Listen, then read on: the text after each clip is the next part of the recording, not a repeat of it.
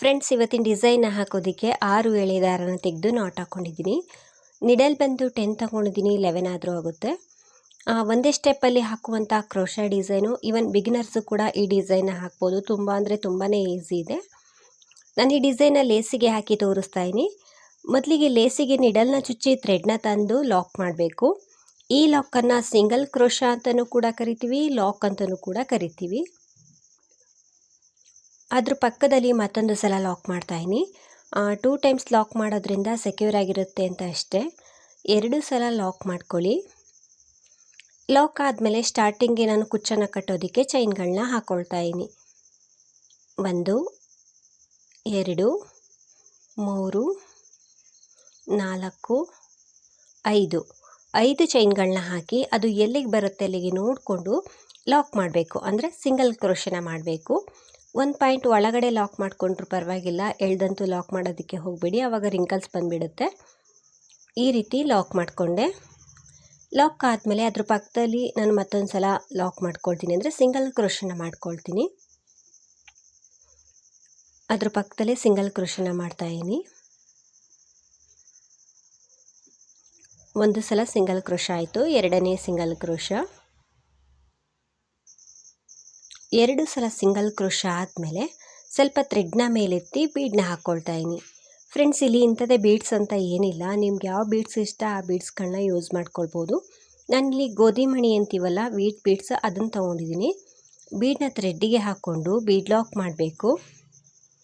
Bead lock ಆದಮೇಲೆ ಸೂಜಿ ಮೇಲೆ ನಾನು 2 ಸಲ ಥ್ರೆಡ್ಡನ್ನು ಸುತ್ಕೊಳ್ತೀನಿ. 2 ಸಲ ಥ್ರೆಡ್ಡನ್ನು ಸುತ್ತಕೊಂಡು ಸೂಜಿ ಮೇಲೆ 2 ಸಲ ಥ್ರೆಡ್ಡನ್ನು ಸುತ್ತಕೊಂಡು ಅದನ್ನು ಸ್ಲ್ಯಾಟಿಂಗ್ ಆಗಿ ಇಟ್ಕೊಂಡು, ಅಂದರೆ ವಿ ಶೇಪಲ್ಲಿ ಬರೋ ಹಾಗೆ ಇಟ್ಕೊಂಡು ತ್ರಿಬಲ್ ಕ್ರೋಶ ಕಂಬನ ಮಾಡ್ಕೊಳ್ತೀನಿ.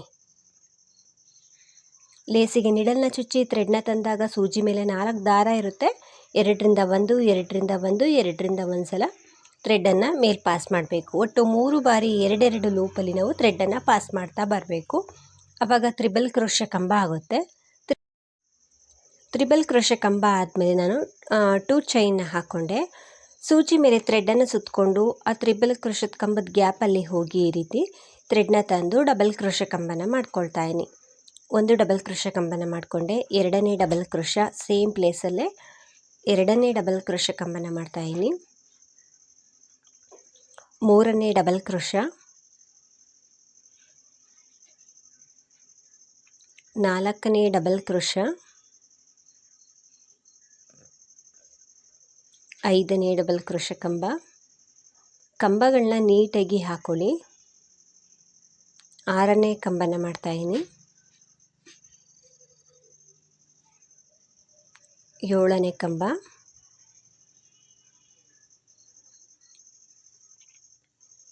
8ನೇ ಕಂಬ. ಫ್ರೆಂಡ್ಸ್, ಇದನ್ನು ನೀವು ಡಬಲ್ ಕ್ರೋಶದಲ್ಲಾದರೂ ಮಾಡ್ಕೊಳ್ಬೋದು. ಅಂದರೆ ನಾನು ಸ್ಟಾರ್ಟಿಂಗ್ ತ್ರಿಬಲ್ ಕ್ರೋಶ ಮಾಡಿ ಇಲ್ಲಿ 8 ಡಬಲ್ ಕ್ರೋಶ ಕಂಬನ ಮಾಡಿದ್ದೀನಿ. ನಾನು ತ್ರಿಬಲ್ ಕ್ರೋಶ ಮಾಡಿದ್ದೀನಲ್ವ, ಅದ್ರ ಬದಲಿಗೆ ನೀವು ಡಬಲ್ ಕ್ರೋಶನಾದರೂ ಮಾಡ್ಕೊಳ್ಬೋದು.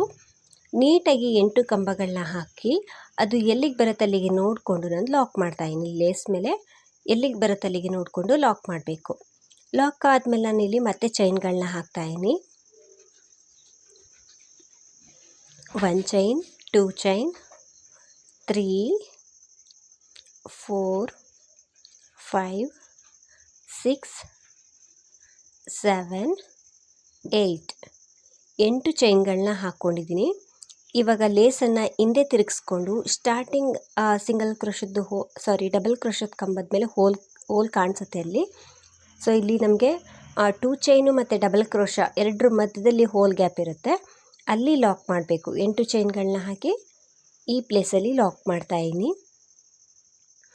ಲಾಕ್ ಆದಮೇಲೆ ಸೀದಾ ಸೈಡ್ಗೆ ತಿರುಗಿಸ್ಕೊಳ್ಬೇಕು. ಸೀದಾ ಸೈಡ್ಗೆ ತಿರುಗಿಸ್ಕೊಂಡ್ಮೇಲೆ ನಾನು ಚೈನ್ಗಳನ್ನ ಹಾಕ್ಕೊಳ್ತೀನಿ. 1 2 3 ಚೈನ್ಗಳನ್ನ ಹಾಕಿ ನಾನಿವಾಗ ಸೂಜಿ ಮೇಲೆ 1 ಟೈಮ್ ಥ್ರೆಡ್ಡನ್ನು ಸುತ್ತಕೊಂಡು ಆ 8 ಚೈನ್ ಗ್ಯಾಪ್ ಏನಿದೆ ಅಲ್ಲಿ ಹೋಗಿ ಥ್ರೆಡ್ನ ತಂದು ಸೂಜಿ ಮೇಲೆ 3 ದಾರ ಇರುತ್ತೆ, 2ರಿಂದ 1 ಸಲ ಮತ್ತು 2ರಿಂದ 1 ಸಲ ಥ್ರೆಡ್ಡನ್ನು ಪಾಸ್ ಮಾಡ್ಕೊಳ್ಬೇಕು. ಆವಾಗ ಡಬಲ್ ಕ್ರೋಶ ಕಂಬ ಆಗುತ್ತೆ. 1 ಡಬಲ್ ಕ್ರೋಶ ಕಂಬ ಆಯಿತು. 2ನೇ ಡಬಲ್ ಕ್ರೋಶ ಕಂಬನ ಅದೇ ಪ್ಲೇಸಲ್ಲಿ ಮಾಡ್ತಾಯಿದ್ದೀನಿ. 2 ಕಂಬ ಆಯಿತು. ಇವಾಗ ನಾನು 3ನೇ ಡಬಲ್ ಕ್ರೋಶೆ ಕಂಬನ ಮಾಡ್ತಾಯಿದ್ದೀನಿ. ಒಟ್ಟು 3 ಡಬಲ್ ಕ್ರೋಶೆ ಕಂಬನ ಮಾಡಿ 3 ಚೈನ್ನ ಹಾಕಬೇಕು. ಸೊ 3 ಚೈನ್ನ ಹಾಕ್ಕೊಂಡು 3 ಡಬಲ್ ಕ್ರೋಶೆ ಕಂಬನ ಮಾಡಿ ಮತ್ತೆ 3 ಚೈನ್ನ ಹಾಕಿ ಆ 8 ಚೈನ್ ಗ್ಯಾಪಲ್ಲೇ ಲಾಕ್ ಮಾಡಬೇಕು. ಆವಾಗ ಒಂದು ಪೆಟಲ್ಸ್ ಆಗುತ್ತೆ, ಅಲ್ಲಿ ಈ ರೀತಿ ಒಂದು ಚಿಕ್ಕದಾದ ಪೆಟಲ್ಸ್ ಆಗುತ್ತೆ. ಮತ್ತೆ 3 ಚೈನ್ನ ಹಾಕ್ತಾಯಿದ್ದೀನಿ.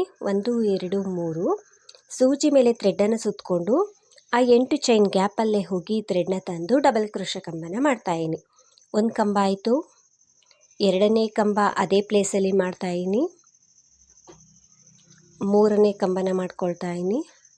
3 ಕಂಬನ ಮಾಡಿ 3 ಚೈನ್ನ ಹಾಕಬೇಕು. ಈ ಪೆಟಲ್ಸ್ಗಳು ಇದೆಯಲ್ವ, ಇದು ಸಮವಾಗಿ ಬರಬೇಕು. ಒಂದು ಚಿಕ್ಕದು ದೊಡ್ಡದು ಆ ರೀತಿ ಎಲ್ಲ ಮಾಡ್ಕೊಳ್ಬೇಡಿ. ಸ್ಟಾರ್ಟಿಂಗ್ ಪೆಟಲ್ಸಲ್ಲಿ ಎಷ್ಟು ಡಬಲ್ ಕ್ರೋಶೆ ಕಂಬ ಇರುತ್ತೋ ಸೆಕೆಂಡ್ ಒಂದು ಪೆಟಲ್ಸಲ್ಲೂ ಕೂಡ ಅಷ್ಟೇ ಡಬಲ್ ಕ್ರೋಶೆ ಕಂಬನ ಇರಬೇಕು. 3 ಚೈನ್ನ ಹಾಕಿ ಅಲ್ಲಿ ಲಾಕ್ ಮಾಡಿಕೊಂಡೆ. ಮತ್ತೆ 3 ಚೈನ್ನ ಹಾಕ್ತಾಯಿದ್ದೀನಿ.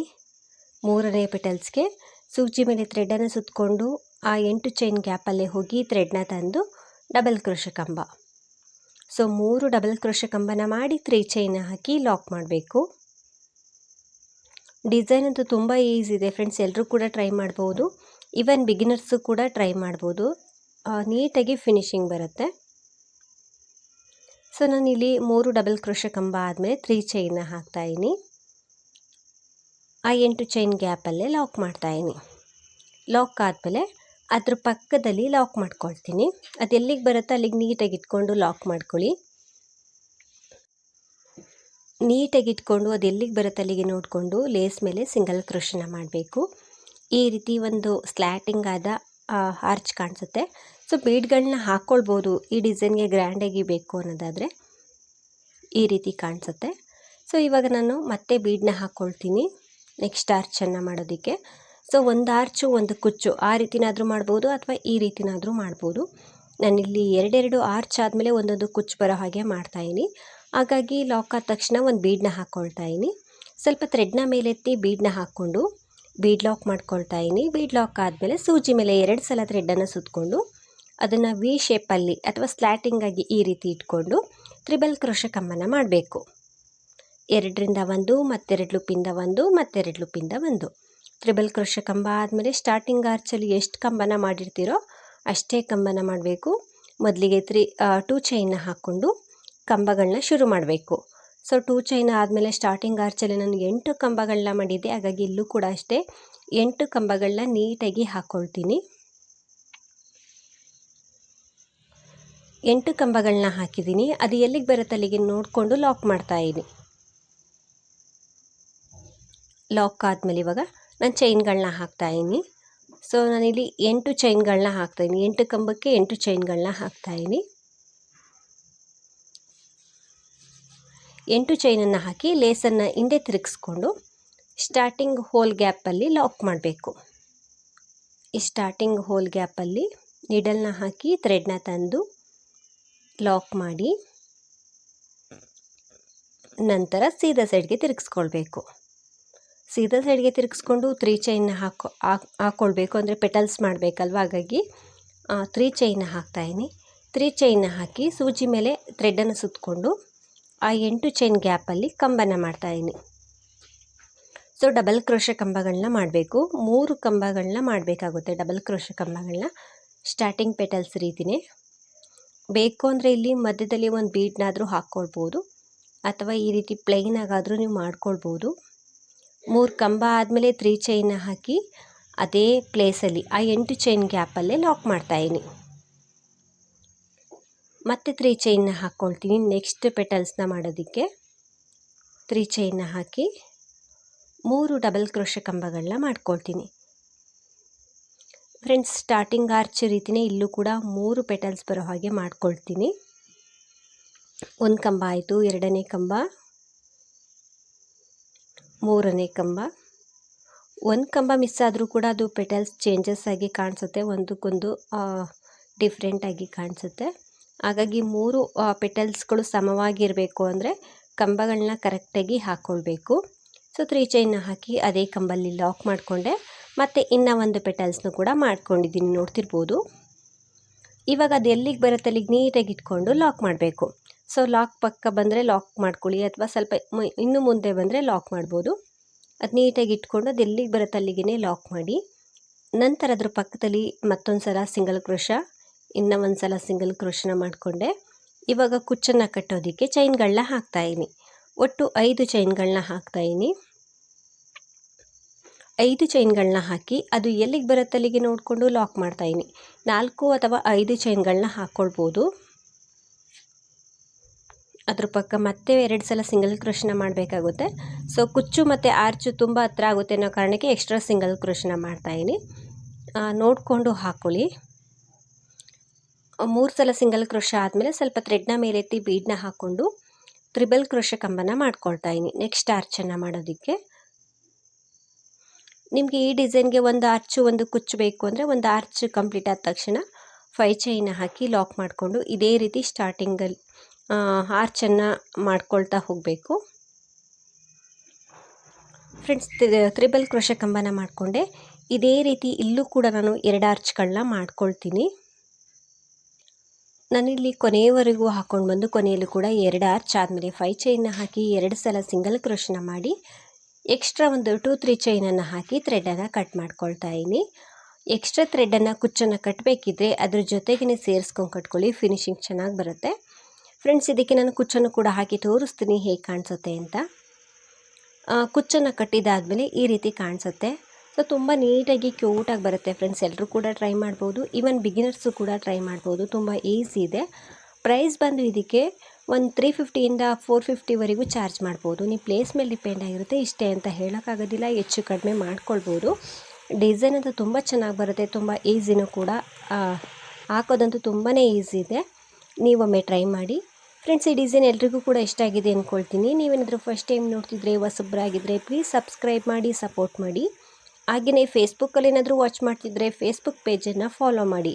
ಆವಾಗ ನಾನು ಹಾಕೋ ಎಲ್ಲ ವಿಡಿಯೋ ನೋಟಿಫಿಕೇಷನ್ ನಿಮಗೆ ಬರುತ್ತೆ, ನೀವೇ ಮೊದಲು ನೋಡ್ಬೋದು. ಹಾಗೆಯೇ ಆದಷ್ಟು ವಿಡಿಯೋನ ಲೈಕ್ ಮಾಡಿ, ಶೇರ್ ಮಾಡಿ. ನೀವೊಮ್ಮೆ ಟ್ರೈ ಮಾಡಿ. Thank you.